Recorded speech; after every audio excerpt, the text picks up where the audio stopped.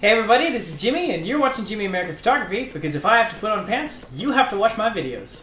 What are we talking about today? Today we are talking about shutter speeds. Oh wait, I'm glad you asked. Today we're talking about shutter speeds. Yes, it seems more TV-like. I know this video was promised to you last week, but unfortunately last week I had to go to the dentist, and I got some quite extensive work done. So my video would have been like this. Hello! Hello! Today we're talking about shutter speed. Oh, I don't feel so good. Said Violet, that's a buddy. Yes, I said that, definitely. I started to feel a little bit better, and I was gonna film it. Then I got bitten by some spiders.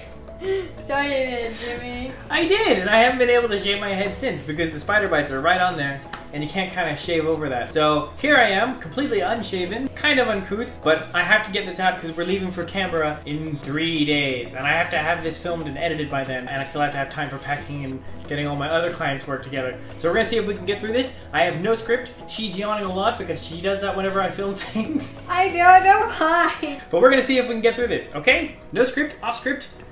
We can do this.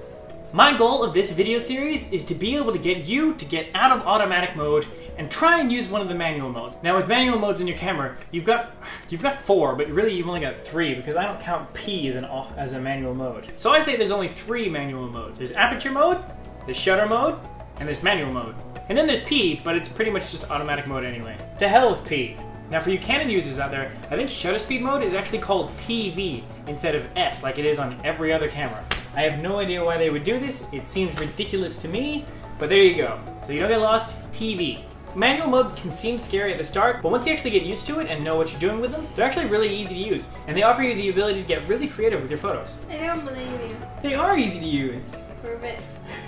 Well, I can't prove it right now, but I will throughout the video series. I will prove it. Give it a shot, people. So today, shutter speed mode. To start learning about shutter speed mode, first I'm going to tell you a little bit about your camera's shutter and the relationship it has with your camera's sensor. You know, you take a picture with a Polaroid, and it goes ka-chee, and then the thing comes out, and you shake it, and the picture slowly develops, like it starts off as white, and then gradually fades into the picture, right? Your camera's sensor is kind of like that. Instead of being a piece of paper that the picture gradually fades in on, it's your camera sensor, and it's entirely electronic. You push the button, the little mirror pops up, and then your sensor is exposed to what's coming through the lens. Then, after the time that you told it to, the mirror drops back down, and the sensor is shut off.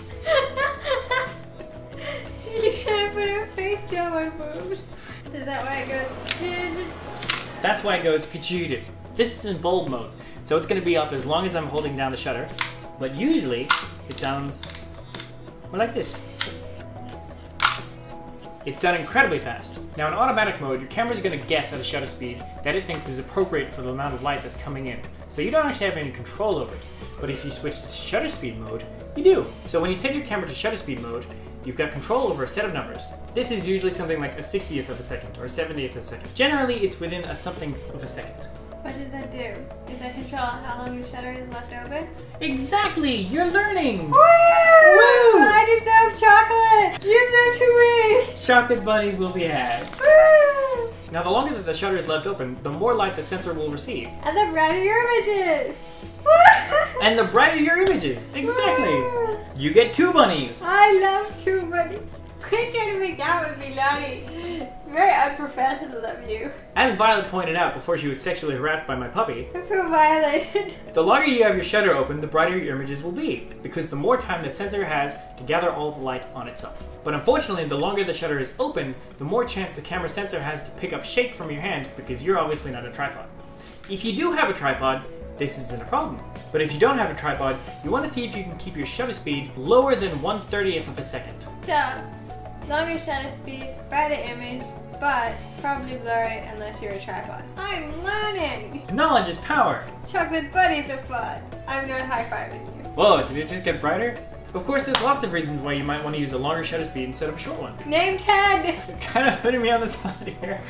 Okay, have you ever seen those pictures of like waterfalls where the water looks more like mist instead of water? Yes. That's a long shutter speed. You know those pictures where like the clouds have all like streaked across the sky? Long shutter speed. One very popular one car light trails. You ever seen those pictures where they like take a picture of a road and there's like cars going past and only the lights are there? It looks like laser beams are using the street instead of cars. Long shutter speed. Just to prove to you how easy it is to use shutter speed mode to make one of those cool light trail photos, we're gonna go outside and I'm gonna show you how to do it in about 10 seconds. You gonna come with? Outside. Let's go! I hear there's bunnies. Yay! Chocolate!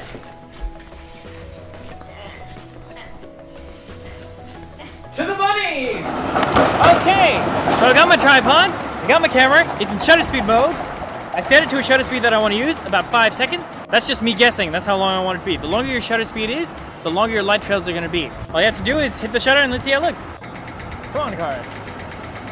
Go, cars, go! Go! Make light! Yeah! And it worked!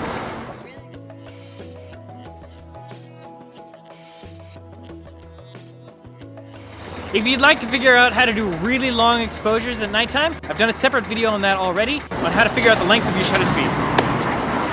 Let's get back inside now. So basically you're capturing movement in all of those things. Exactly. Using a longer shutter speed is a great way to convey movement. And then there's the complete opposite. You could use a really fast shutter speed. The reason you would do that is to freeze things like bullets and water droplets and cool stuff like that that usually is gone in the blink of an eye, and you're able to freeze it in a moment that will last forever.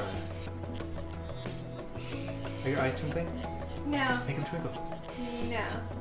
Well, mine are. Sounds a little weird. You're weird. Keep in mind that you're not entirely on your own here. While you are telling the camera shutter speed how quick or how slow to be, once you dial in the number that you want it to be, the aperture and ISO of your camera should adjust itself automatically. So it's not entirely manual, you just have one more bit of control over how your pictures look. So it's not scary. Yeah, I guess. It's still doing things for you. You're just able to say, hey, I want it to do this. And it's like, cool, you want that? I'm gonna figure out how to make that happen. Does it give me chocolate bunnies? Bunnies later. So, in closing, because I learned things today, shutter speed mode controls how much light goes into the camera because the shutter is open longer or shorter amounts depending on the number that you pick. It's good because if it's open longer, you can make darker pictures look brighter because more light has more time to come in. Or it can be used to make things like light trails where there's movement in cars and stuff because it captures the light all the way through the photo. But the longer that you leave the shutter open, the shakier your photo might be if it's not on a tripod. So lean your camera against something or have a tripod. Now give me the bunnies! I only hope that you out there are learning as much as she is. You don't get chocolate bunnies! So I'm off to edit this real fast, and I got a pack for Canberra. Yay, Canberra! Is the first time anyone's ever said that ever. I will be back time next week to shoot another video, and we're going to talk about aperture mode. Another kind of manual mode that still lets you have control over your photos, but will still work out things for you automatically. Just like shutter speed. There better be bunnies next week. There will be bunnies next week as well, provided you learn as much as you did this week. Screw you! I'm gonna buy my own bunnies. I'm an adult! So long, thanks for watching. Next week, shutter aperture mode. Bye.